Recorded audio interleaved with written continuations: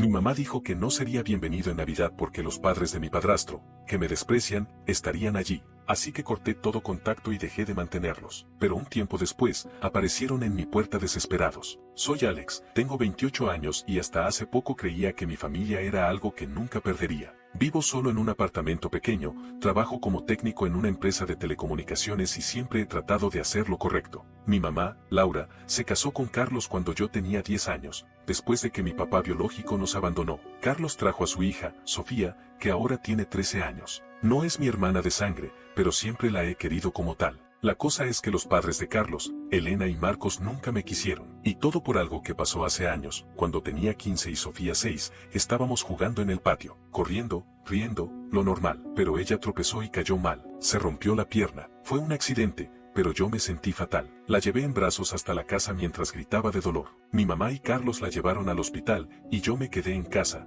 destrozado. Pero los padres de Carlos, que llegaron al hospital como si fueran los dueños del mundo, me echaron la culpa. Dijeron que era un peligro, que no debía estar cerca de Sofía. Desde ese día, cada vez que me veían, era puro desprecio. Elena me lo recordaba siempre. Por tu culpa, mi nieta sufrió. Marcos no decía nada, pero su mirada era igual de fría. Con los años, aprendí a vivir con eso. Terminé la secundaria, conseguí un buen trabajo y empecé a ayudar a mi mamá y a Carlos con la hipoteca de la casa. No era millonario, pero ponía una parte de mi sueldo cada mes para que no perdieran la casa. También ayudaba con comida y otros gastos pequeños. Lo hacía porque sentía que era mi familia. Sofía nunca me guardó rencor, y Carlos, aunque a veces era distante, parecía agradecido. Mi mamá siempre decía que yo era su salvación, pero todo se fue al carajo en diciembre pasado. Era una tarde cualquiera, a unos días de Navidad. Estaba en mi apartamento, planeando qué regalo comprar para Sofía, cuando mi mamá me llamó. Su voz sonaba tensa, como si no quisiera decir lo que iba a decir. Alex, no vas a poder venir a la cena de Navidad este año,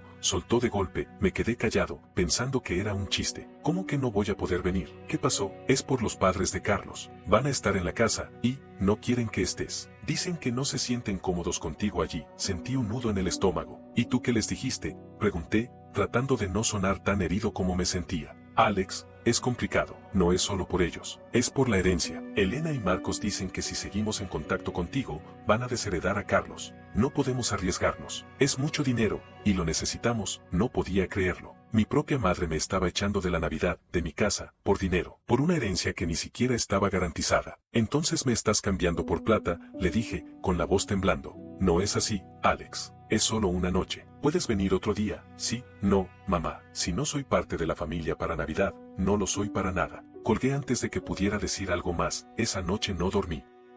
Me senté en el sofá, mirando la pared, pensando en todo lo que había hecho por ellos.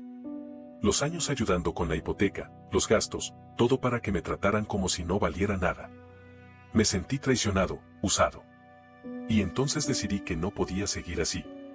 Al día siguiente, llamé a mi mamá y le dije que no volvería a ayudar con la hipoteca ni con nada. Si no soy familia, no pago como si lo fuera, le dije.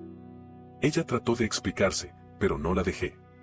Colgué, bloqueé su número y el de Carlos. A Sofía no la bloqueé, porque ella no tenía la culpa, pero tampoco me escribió. Los días antes de Navidad fueron raros. Me sentía solo, pero al mismo tiempo libre.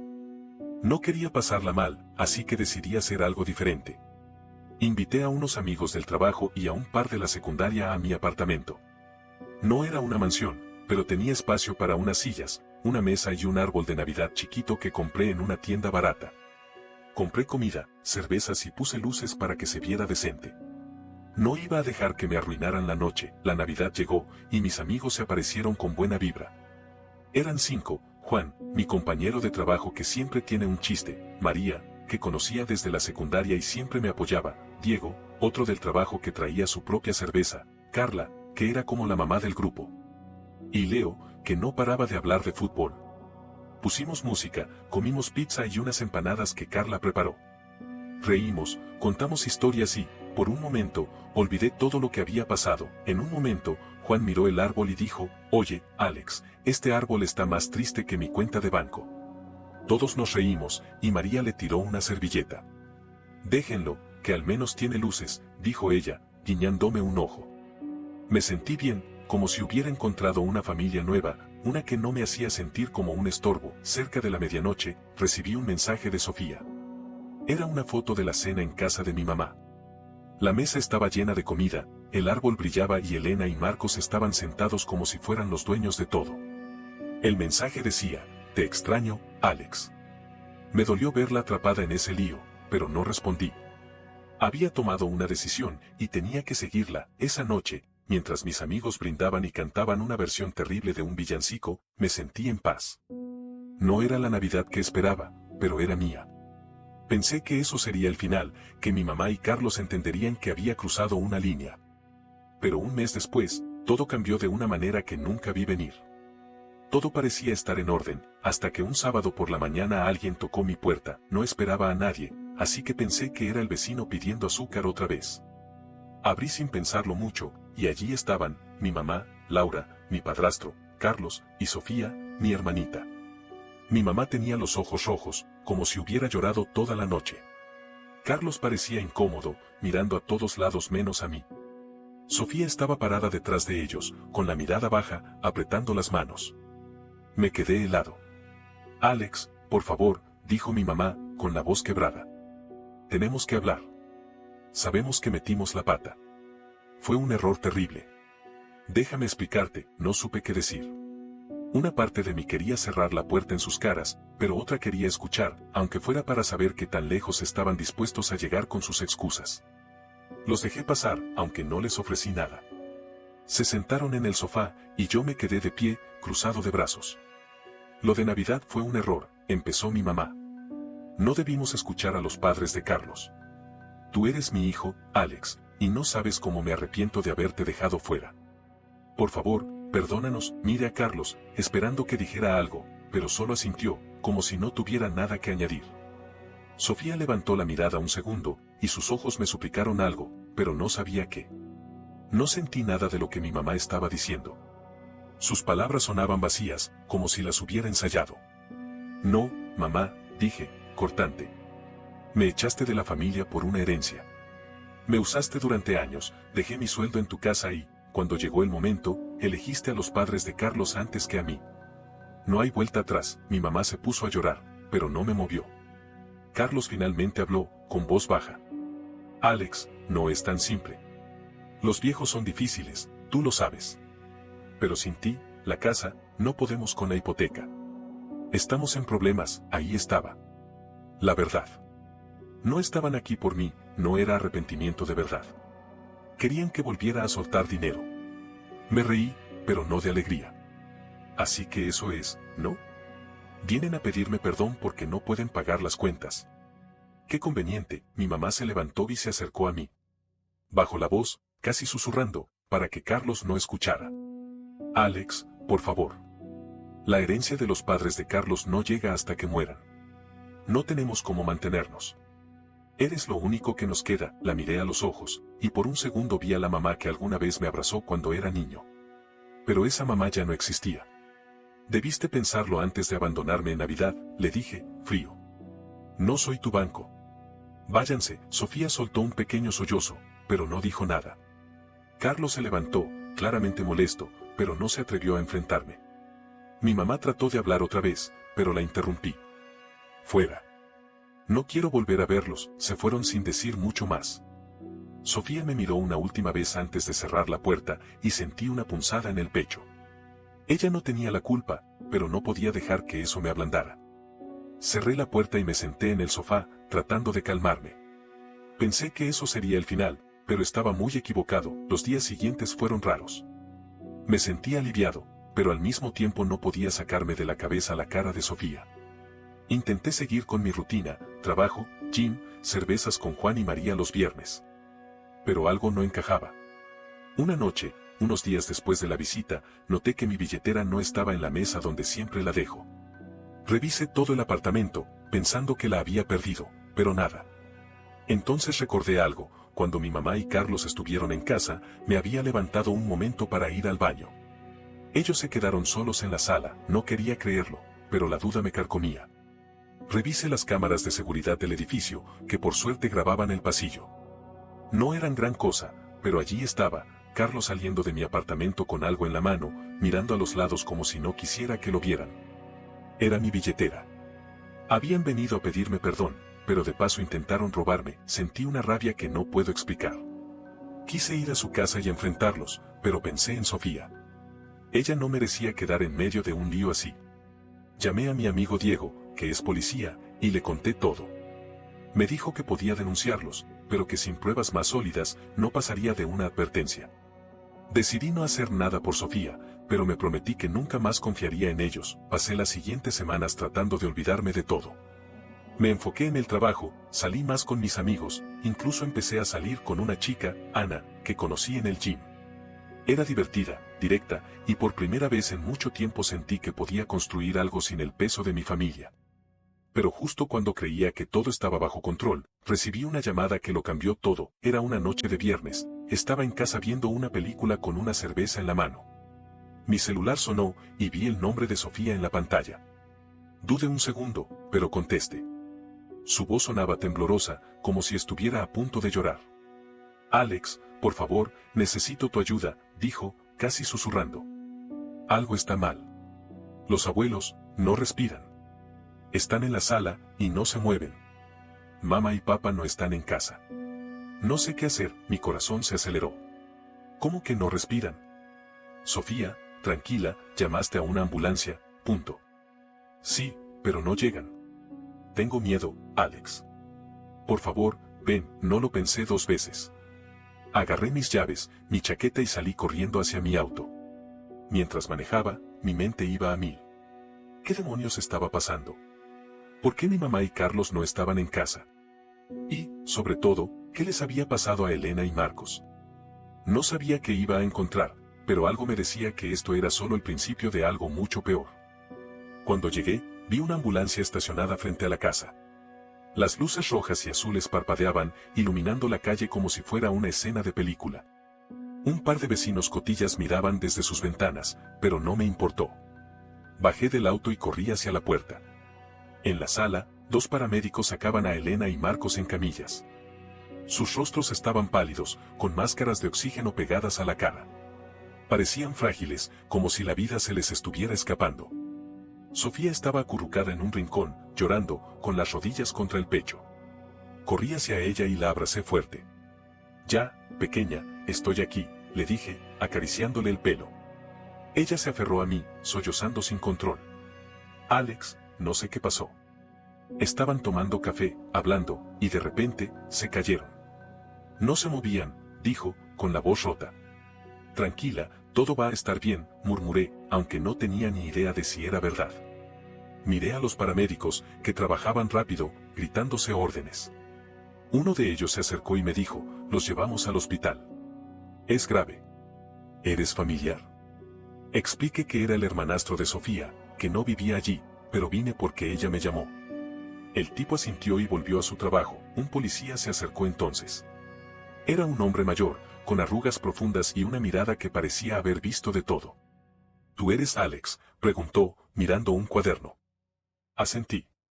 Me pidió mi ID y me hizo las preguntas de rutina. Cuando llegué, si vi algo raro, donde estaban mi mamá y Carlos. Le dije que no sabía nada de ellos, que Sofía me llamó y vine corriendo. Luego, bajó la voz y soltó una bomba. Hicimos pruebas rápidas en las tazas de café que estaban tomando los abuelos. Encontramos químicos que no deberían estar ahí. Esto podría ser un intento de envenenamiento. ¿Sabes de alguien que quisiera hacerles daño? Me quedé helado. Sofía, que escuchó todo, soltó un gemido y lloró más fuerte, apretándome la mano.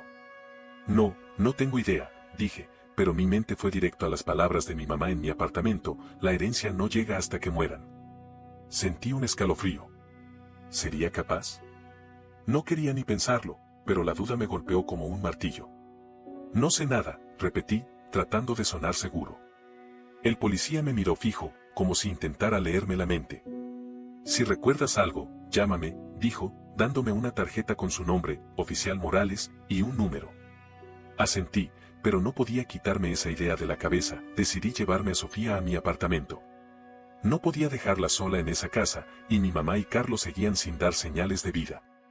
La ayudé a subir al auto, le puse mi chaqueta porque temblaba como hoja y manejamos en silencio. Cuando llegamos, le preparé un chocolate caliente y la senté en el sofá con una manta. Intenta descansar, pequeña. Todo va a estar bien, le dije, aunque no lo creía. Ella sintió, con los ojos rojos, y se quedó mirando la pared. Una hora después, mi celular sonó. Era mi mamá. Contesté, y su voz sonó desesperada, como si estuviera a punto de derrumbarse. Alex, estoy en la estación de policía.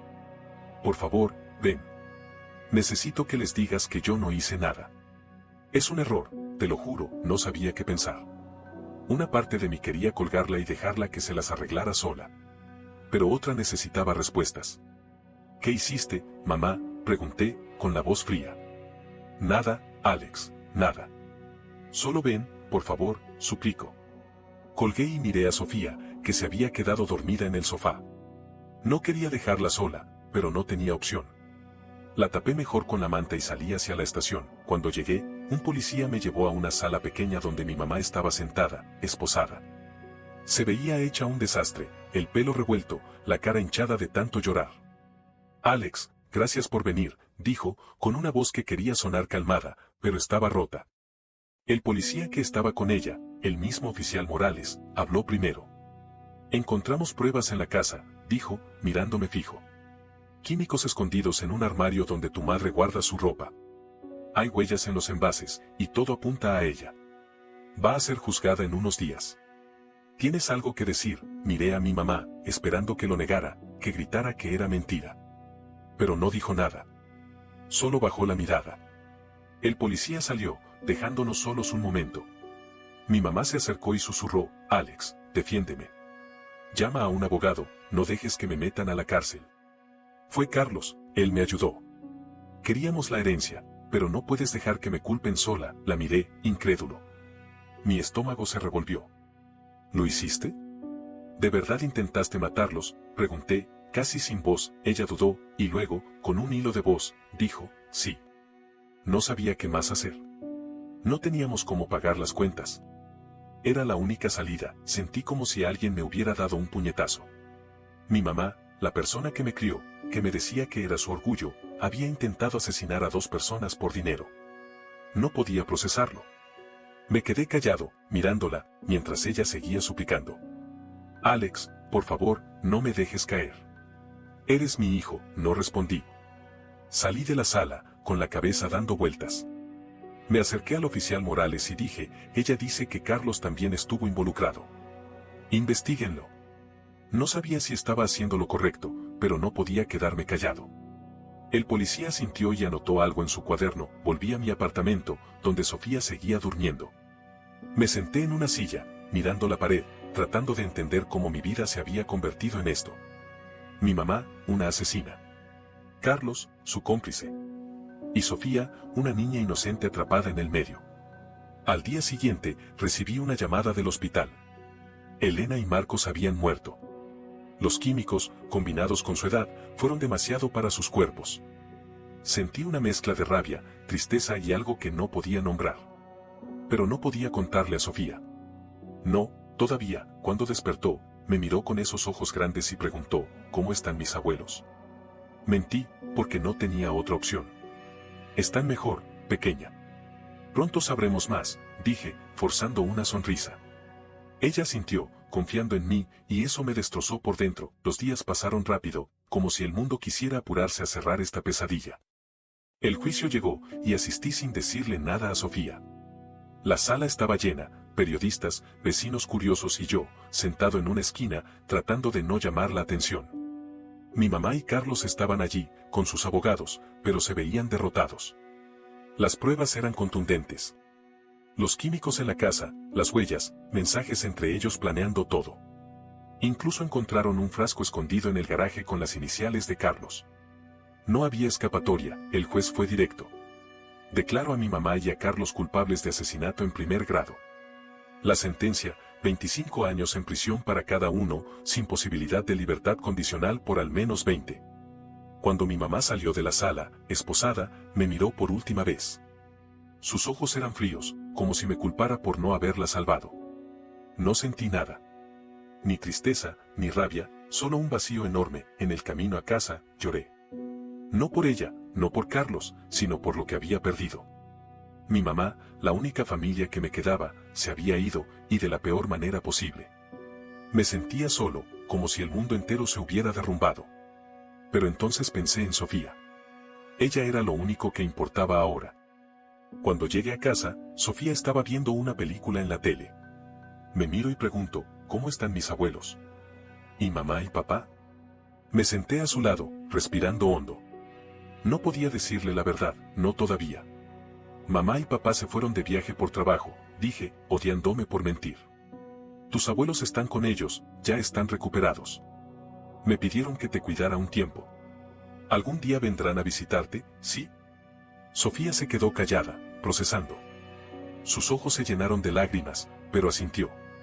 Está bien, murmuró, y se acurrucó contra mí. La abracé, sintiendo el peso de la mentira en el pecho. Ahora vivo con ella, cuidándola, tratando de darle una vida normal. Voy al trabajo, la llevo a la escuela y finjo que todo está bien. Pero cada noche, cuando se duerme, pienso en cómo voy a explicarle todo cuando crezca. La verdad sobre nuestra mamá, sobre Carlos, sobre lo que pasó con sus abuelos. No sé cómo lo haré, pero por ahora, solo puedo seguir adelante, por ella. No olvides dejar tu opinión en los comentarios, dejar tu like y compartir este video.